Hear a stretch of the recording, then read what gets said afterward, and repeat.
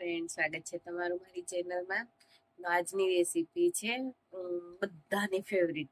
Ladies gents હોય કે નાના બાળકો હોય, બધાને જ ભાવે અને એને જોતા જ મોઢામાં પાણી આવી જાય. તો હું વાત કરું છું પાણીપુરીની. તો નામ સાંભળીને પાણી આવી ગયું ને, તો ચલો આપણે સ્ટાર્ટ કરીએ પાણીપુરી બનાવવાની રીત.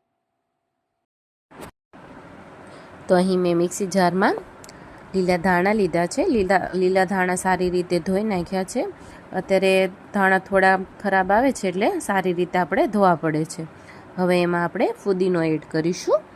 ફુદીનો પણ મેં સારી રીતે ધોઈ લીધો છે. હવે લીલા મરચાં આપણે એડ કરીશું. તીખા છે અહીં લીધા છે મેં મરચાં. હવે આદું નાખીશું, લસણ નાખીશું. લસણથી સારો ટેસ્ટ આવશે પાણીમાં. હવે એમાં આપણે જીરું નાખીશું. જીરું મેં અહીં 2 ચમચી લીધું છે. એનાથી પાણીમાં ટેસ્ટ સરસ આવશે અને સુગંધ પણ સારી આવશે. હવે હિંગ લીધી છે, એ આપણે એડ કરીશું. હવે સ્વાદ પ્રમાણે આપણે મીઠું એડ કરીશું. હવે આપણે જોઈતા પ્રમાણમાં પાણી એડ કરીશું.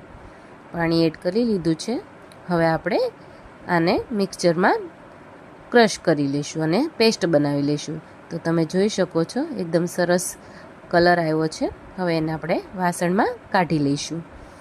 તો હવે તમે જોઈ શકો છો મેં વાસણમાં કાઢી લીધું છે.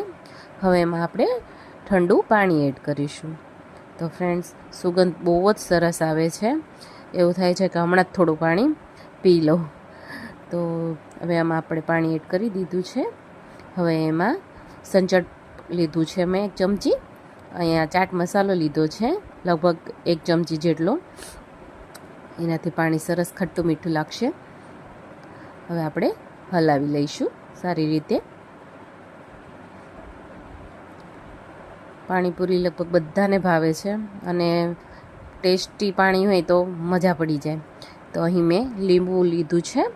તમે ફ્રેન્ડ્સ આંબલી પણ લઈ શકો છો. મેં અહીં આંબલીનો યુઝ નથી કર્યો, મેં અહીં લીંબુ લીધું છે. તો હવે તમે લીંબુ અથવા તો આંબલી બંનેમાંથી કોઈ બી લઈ શકો છો. હવે એકવાર હલાવી લીધું છે મેં. તો તમે જોઈ શકો છો આપણું પાણી તૈયાર છે. હવે અહીં મેં બટેકા બાફી લીધા છે, એને આપણે મેશ કરી લઈશું. તો તમે જોઈ શકો છો આપણે બટાકા મેશ થઈ ગયા છે. હવે એમાં લાલ મરચું પાવડર નાખીશું, ધાણા જીરું એડ કરીશું,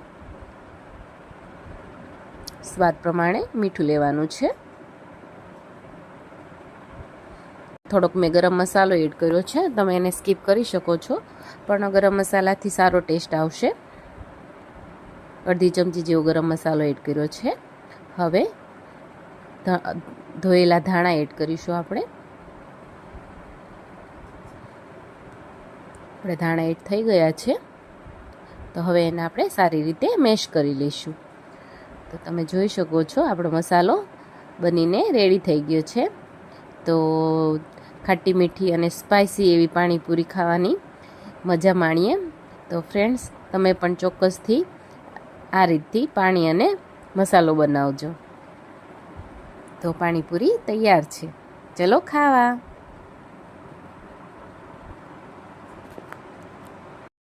તો ફ્રેન્ડ્સ, તમને પાણીપુરીની રેસીપી કેવી લાગી મને કમેન્ટ કરીને જરૂરથી જણાવજો. અને જો મારો વિડીયો ગમ્યો હોય તો લાઈક કરજો, શેર કરજો અને મારી ચેનલ સબસ્ક્રાઈબ કરજો. Thank you.